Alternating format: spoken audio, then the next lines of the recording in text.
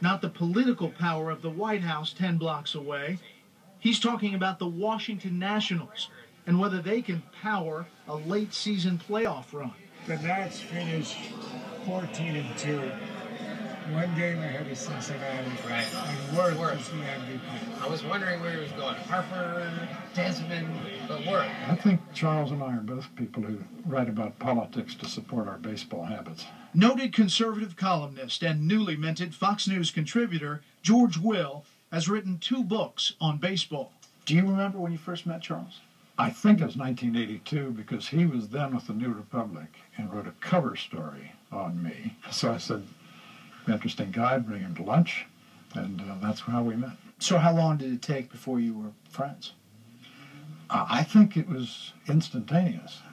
5 years later, I bought a new house, and the first thing I did was build a wheelchair ramp in the garage so Charles could get in. You told us that when you get together, you first talk baseball, and then when you've dealt with all the important issues, you go to politics. If there's time left over, yes. Tim Kirchin, a senior writer for ESPN magazine, has lunch with Will and Krauthammer a couple of times a year to talk baseball. To say they're fans is an understatement.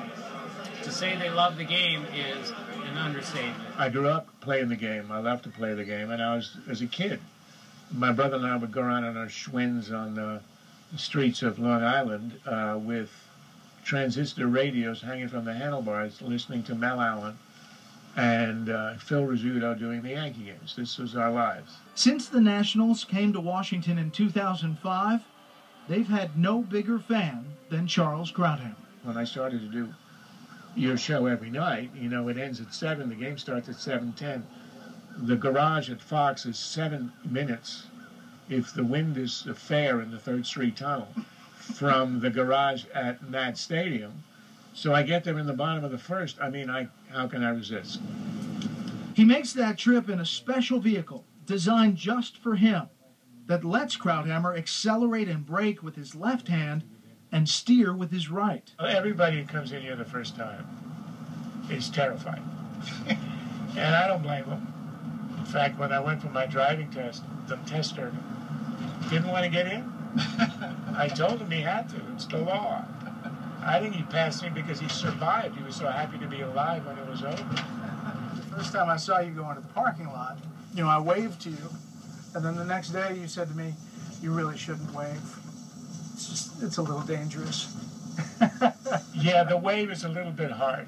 When somebody lets me in traffic, I'm tempted to take one hand and to say the thank you wave.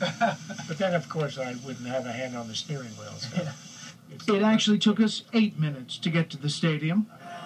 When we took our seats, the Nats were beating the Braves 1-0. Krauthammer went into analyst mode right away, as though he was breaking down a procedural move Harry Reid might use to thwart a Ted Cruz filibuster. On a 1-0 count, you want to steal on a breaking ball because it's slower. And is he likely to throw a breaking ball? No. So he's unlikely to try to steal right now. Strike 1. Now he might go for a breaking ball. Turns out 9 innings with Charles Krauthammer is not just a day at the park. It's essentially grad school for baseball. Okay. This is an unfortunate matchup. The only reason Solano is in there, he's the backup catcher who doesn't hit very well. Look at this. Get through. Come on. No. He's a catcher. He can't run. From time to time, Charles writes about baseball, typically in a way that transcends the sport. Take his column about Rick Ankiel, a 21-year-old pitching phenom who back in 2000 fell apart when he was picked to start a playoff game. With a huge national TV audience watching, he suddenly couldn't throw a strike. He never pitched the same again. But instead of quitting, Ankiel went back down to the minors, learned a new position, and returned to the majors as a hitter. The column is reprinted in Krauthammer's book, Things That Matter. It's in the personal section, just a few pages after the piece about his brother, Marcel. I was thinking about this column. This is not really about you, but then your last line, the catastrophe that awaits everyone from a single false move, wrong turn, fatal encounter, Every life has such a moment. What distinguishes us is whether and how we ever come back.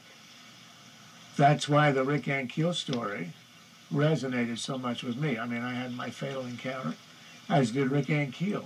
There's an element of that in everybody's story, their low point. Do you want it enough, and are you lucky enough? That's a part of it, too.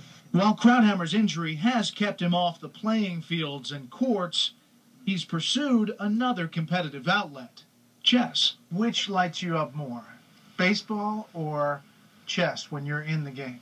There's no comparison. It's chess. Do you still play chess? No, I gave it up. It's an addiction. Completely. It's a poison.